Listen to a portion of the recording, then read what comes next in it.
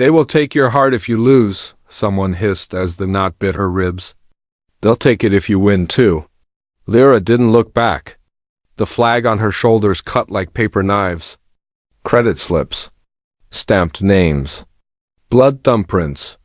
They had sewn a nation of debts into cloth and tied it to her spine. Debtor enter. The ledger priest raised his bronze staff. The crowd in Ledger Square shifted like a hungry sea. She stepped onto the chalk ring. The creditors began to chant, steady and cold. Account, account, account. The flag behind her rippled as if it breathed.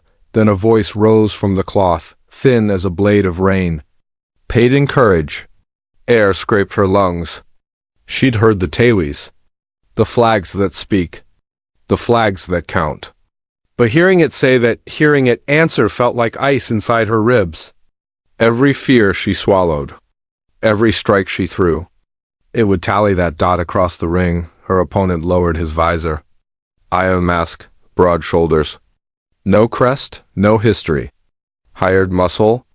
Lyra's knuckles stung where the rope had rubbed her skin raw on the walk here. She thought of her mother's empty bed. Of her brother Rin counting cracked tiles. 10 tiles meant dinner. 11 meant none. She had signed the debt to save them from the winter levy. The House of Tallies had smiled and wrote her name twice. They said, "You'll pay in courage." They said, "It only hurts at first." "Fighters bow," the priest called. She didn't bow. Her opponent did, a short nod. The chant grew louder. Account, account, begin. He came at her with a hammer swing. The world narrowed to his arm. To the ring's chalk edge. To the white noise of debtors chanting her name like a price. Lyra ducked, felt iron graze hair. Her hands found the gap between plates and drove in. He grunted.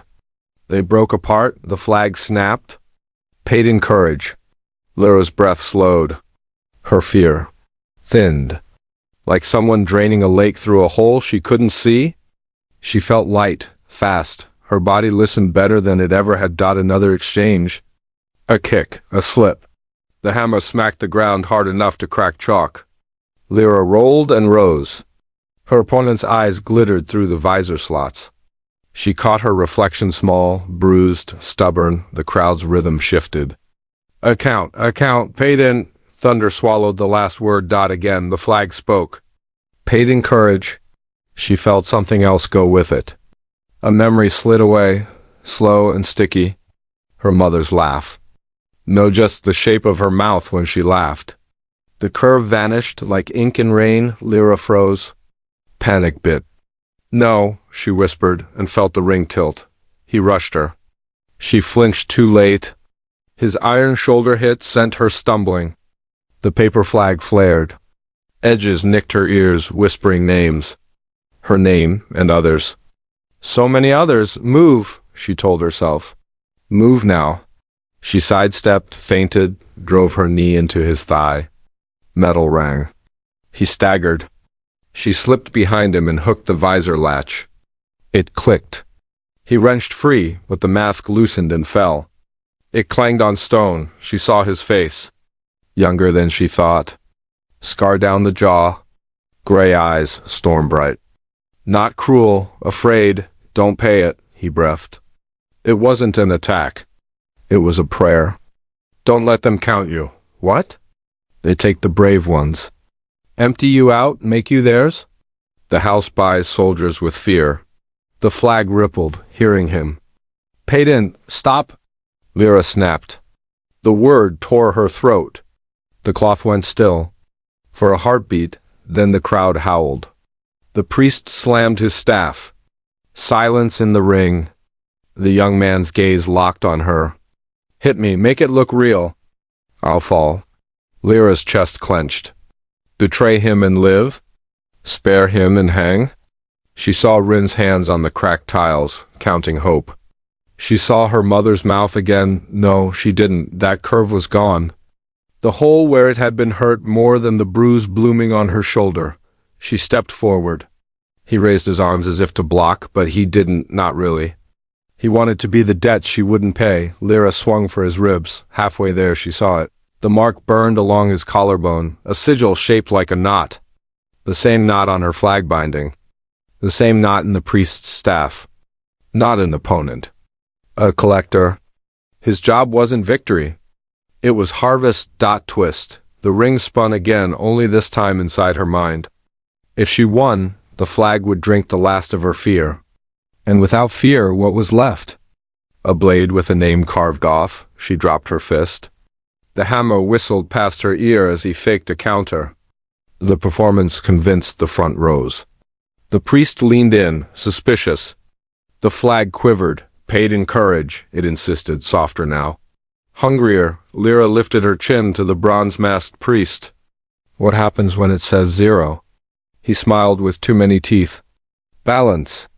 You serve fearless perfect. Her skin went cold. Perfect meant empty. Meant obedient. Meant the house sending her to crush someone else's ring while a new flag counted. She looked at the creditors' faces hard as coins. Then she looked again. Past the anger. Past the hunger.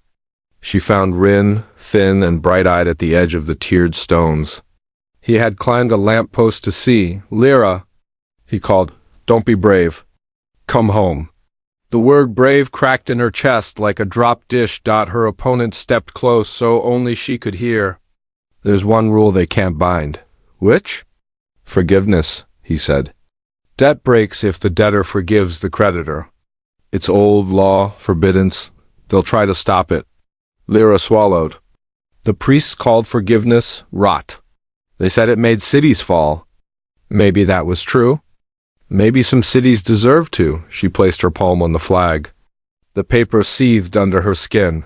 I forgive you, she said to the cloth, and to the house, and to every name stitched there with a price beside it. Every loan shark.